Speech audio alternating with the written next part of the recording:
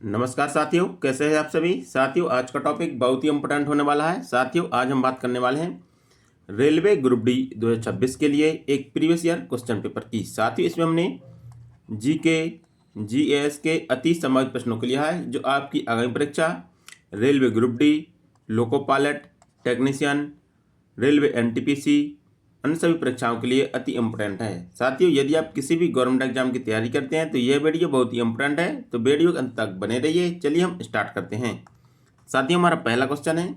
साथियों हमारा पहला क्वेश्चन कहता है कि निम्नलिखित में से कौन सा नियम यह बताता है कि स्थिर तापमान पर किसी गैस का निश्चित द्रव्यमान का आयतन उसके दाब के व्युत्क्रमानुपाती होता है। इससे पूछा गया कि कौन सा नियम यह बताता है कि स्थिर तापमान पर किसी गैस के निश्चित द्रव्यमान का आयतन उसके दाब के व्युत्क्रमानुपाती होता है। तो आपको बताना है कि कौन सा नियम बताता है कि किसी गैस का द्रव्यमान उसके दाब के व्युत्क्रमानुपाती होता है जब स्थिर ताप रहता है। ठीक है, साथ ही इसको समझने के लिए हम बात करेंगे पीटीवी की। ठीक है, दाब, ताप और आयतन। ठीक है, जब किसी गैस का ताप स्थिर रहता है तो दाब आयतन के व्युत्क्रमानुपाती होता है। कैसा होता है? दाब आयतन के व्युत्क्रमानुपाती होता है। ठीक है, और यह बताता है बायल का नियम। ठीक है, तो इसका राइट आंसर ऑप्शन बी होगा। हमारा अगला क्वेश्चन है। साथियों हमारा अगला क्वेश्चन कहता है कि मानव शरीर में कैवरेज चक्र की प्रक्रिया कहाँ संपन्न होती है। इससे पूछा गया कि मानव शरीर में कैवरेज चक्र की प्रक्रिया कहाँ पर संपन्न होती है। साथियों मानव शरीर में कैवरेज चक्र की प्रक्रिया माइटोकॉन्ड्रिया में संपन्न होती है। कहाँ पर? माइटोकॉन्ड्रिया में संपन्न होती है। ठीक है, माइटोकॉन्ड्रिया को मानव शरीर का कोशिका का पावर हाउस कहते हैं। क्या कहते हैं इसको? हम कोशिका का पावर हाउस कहते हैं। ठीक है, तो इसका राइट आंसर ऑप्शन सी होगा। हमारा अगला क्वेश्चन है। साथियों हमारा अगला क्वेश्चन कहता है कि आधुनिक आवर्त सारणी में जिगजैग रेखाएं किसे अलग करती हैं। इससे पूछा गया कि आधुनिक आवर्त सारणी में जिगजैग रेखाएं वो किसे अलग करती हैं। साथियों आधुनिक आवर्त सारणी में जो जिगजैग रेखाएं हैं वो धातुओं को अधातुओं से अलग करती है। किसको? धातुओं को अधातुओं से अलग करती है। तो इसका राइट आंसर ऑप्शन ए होगा। हमारा अगला क्वेश्चन है। हमारा अगला क्वेश्चन कहता है कि हड्डियों को मांसपेशियों से जोड़ने वाला संयोजक ऊतक को क्या कहा जाता है। पूछा गया कि मांसपेशियों को हड्डियों से जोड़ने वाले संयोजी ऊतक को क्या कहते हैं। तो मांसपेशियों से हड्डियों को जोड़ने वाले संयोजी ऊतक को हम कांड्रा कहते हैं। क्या कहते हैं? कांड्रा कहते हैं। ठीक है, यदि हम बात करें कि हड्डी से हड्डी को जोड़ने वाले ऊतक को क्या कहते हैं, तो हड्डी से हड्डी को जोड़ने वाले ऊतक को लिगामेंट कहते हैं। क्या कहते हैं? लिगामेंट कहते हैं, जो हड्डी से हड्डी को जोड़ता है। ठीक है, हड्डी से हड्डी।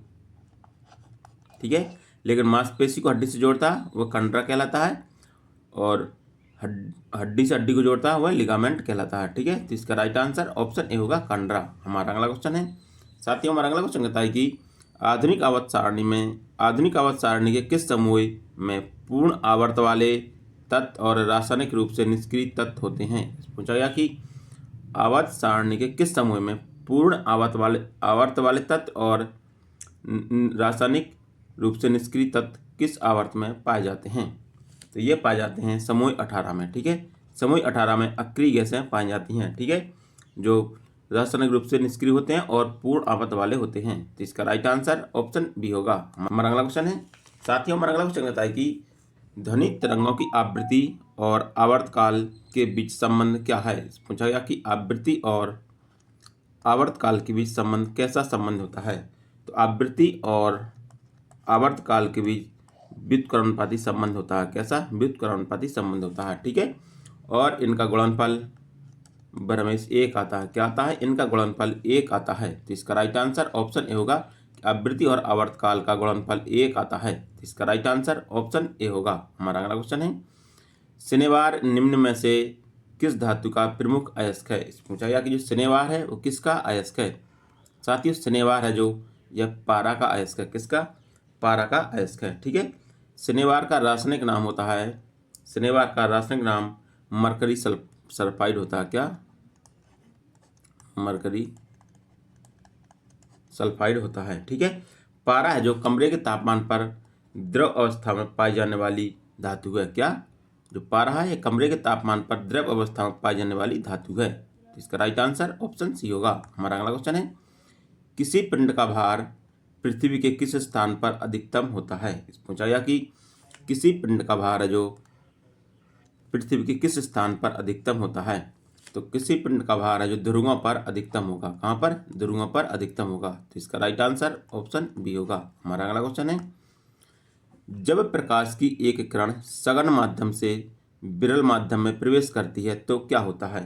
पूछा गया कि जब प्रकाश की एक किरण सघन माध्यम से विरल माध्यम में प्रवेश करती है तो क्या होता है? साथियों, जब प्रकाश की किरण सघन माध्यम से विरल माध्यम में प्रवेश करती है तो इसकी गति बढ़ती है और वह अविलंब से दूर हट जाती है। क्या हो जाती है? इसकी गति बढ़ती है और अविलंब से दूर हट जाती है। ठीक है, तो इसका राइट आंसर ऑप्शन ए होगा। ठीक है, इसका राइट आंसर होगा ऑप्शन सी, कि इसकी गति बढ़ जाती है और अविलंब से दूर हट जाती है। तो इसका राइट आंसर ऑप्शन सी होगा, कि जब प्रकाश की किरण एक माध्यम से दूसरे माध्यम में जाती है या सघन माध्यम से विरल माध्यम में जाती है तो इसकी गति बढ़ जाती है और अविलंब से दूर हट जाती है। तो इसका राइट आंसर ऑप्शन सी होगा। हमारा अगला क्वेश्चन है, मटर के पौधे में पाए जाने वाले निम्नलिखित लक्षणों में से कौन सा एक अप्रभावी लक्षण है? इसको पूछा गया कि मटर के पौधे में पाए जाने वाले निम्नलिखित लक्षणों में से कौन सा एक अप्रभावी लक्षण है?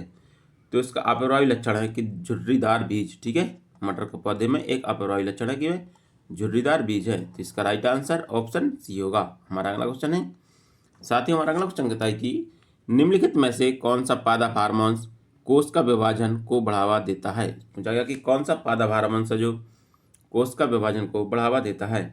तो कोष का विभाजन को बढ़ावा देने वाला हार्मोन्स है साइटोकाइनिन। ठीक है, साइटोकाइनिन है जो एक पादप हार्मोन्स है, यह कोष का विभाजन को बढ़ावा देता है। तो इसका राइट आंसर ऑप्शन डी होगा। हमारा अगला क्वेश्चन है, मेलपिगियन नलिका निम्नलिखित में से किस संघ के जीवों की मुख्य उत्सर्जी अंग है? पूछा गया कि मेलपिगियन नलिका है जो किस संघ के जीवों की मुख्य उत्सर्जी अंग है? साथियों, जो मेलपिगियन नलिका है यह एक लंबी धागानुमा संरचना होती है जो अर्थोपोडा संघ के जंतुओं में पाई जाती है। किसमें? अर्थोपोडा संघ के जंतुओं में पाई जाती है। ठीक है, तो इस संघ में आते हैं सभी कीड़े मकोड़े, जिस प्रकार जैसे कि तिलचट्टा कॉकरोच वगैरह आते हैं ना, ये सभी मेलपिगियन मतलब अर्थोपोडा संघ के जंतुओं में आते हैं और इनमें मेलपिगियन नलिका पाई जाती है जो उनका मुख्य उत्सर्जी अंग होता है। तो इसका राइट आंसर ऑप्शन बी होगा। हमारा अगला क्वेश्चन है, एक अवतल दर्पण के सामने वस्तु को कहाँ रखा जाए ताकि बनने वाला प्रतिबिंब वास्तविक उल्टा और वस्तु के आकार के बराबर हो? इससे पूछा गया कि एक अवतल दर्पण के सामने वस्तु को कहाँ पर रखा जाए ताकि बनने वाला प्रतिबिंब वास्तविक उल्टा और वस्तु के आकार के बराबर हो?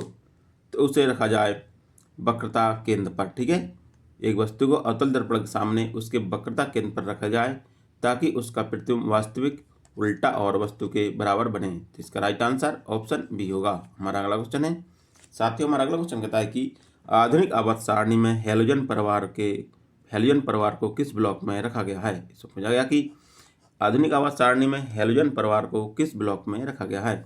तो हेलोजन परिवार को पी ब्लॉक में रखा गया है। किस ब्लॉक में? पी ब्लॉक में रखा गया है। तो इसका राइट आंसर ऑप्शन सी होगा। हमारा अगला क्वेश्चन है, मानव पेट में कौन सा एंजाइम प्रोटीन को पेप्टोन में बदलने की जिम्मेदार होता है? पूछा गया कि मानव पेट या आमाशय में कौन सा एंजाइम है जो प्रोटीन को पेप्टोन में बदलने के लिए जिम्मेदार होता है? तो मानव आमाशय में एक एंजाइम पाया जाता है पेप्सिन। कौन सा? पेप्सिन एंजाइम है जो प्रोटीन को पेप्टोन में बदलने के लिए जिम्मेदार होता है। इसका राइट आंसर ऑप्शन बी होगा। हमारा अगला क्वेश्चन है, 20 हर्ट्ज से कम आवृत्ति वाली ध्वनि तरंगों को क्या कहा जाता है? इसमें पूछा गया कि 20 हर्ट्ज से कम आवृत्ति वाली ध्वनि तरंगों को क्या कहा जाता है? साथियों, 20 हर्ट्ज से कम आवृत्ति वाली ध्वनि तरंगों को अश्रव्य तरंगें कहा जाता है। क्या कहा जाता है?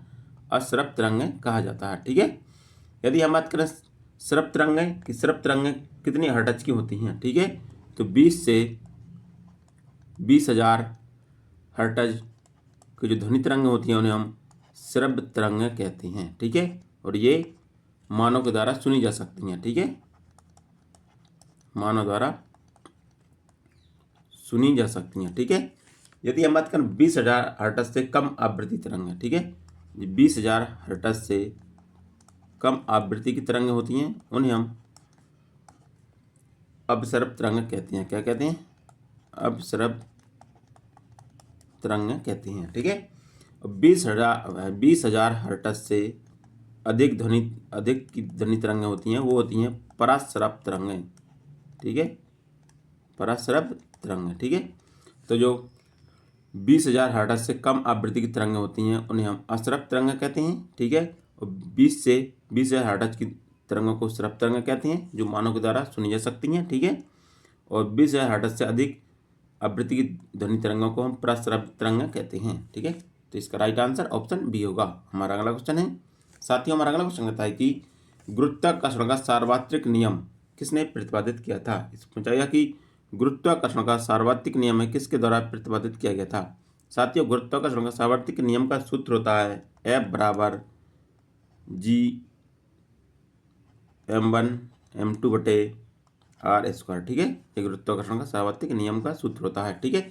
और इसका प्रतिपादन आइजैक न्यूटन के द्वारा किया गया था। तो इसका राइट आंसर ऑप्शन बी होगा। हमारा अगला क्वेश्चन है, निम्नलिखित में से कौन सी ग्रंथि मानव शरीर में अंतःस्रावी और बहिःस्रावी दोनों रूप में कार्य करती है? इसमें पूछा गया कि कौन सी ग्रंथि है जो मानव शरीर में अंतःस्रावी ग्रंथि और बहिःस्रावी ग्रंथि दोनों रूप में काम करती है?